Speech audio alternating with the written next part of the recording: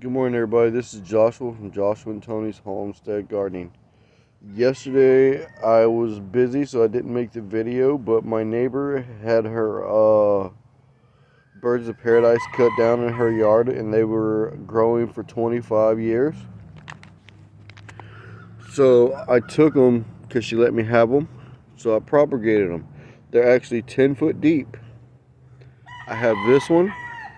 As you can see, it's beautiful as can be, almost as tall as the house.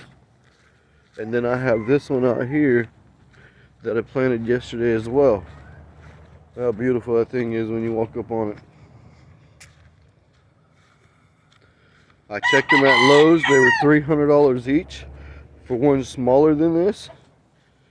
But now I have them, and my honeybees and hummingbirds would go crazy over them. So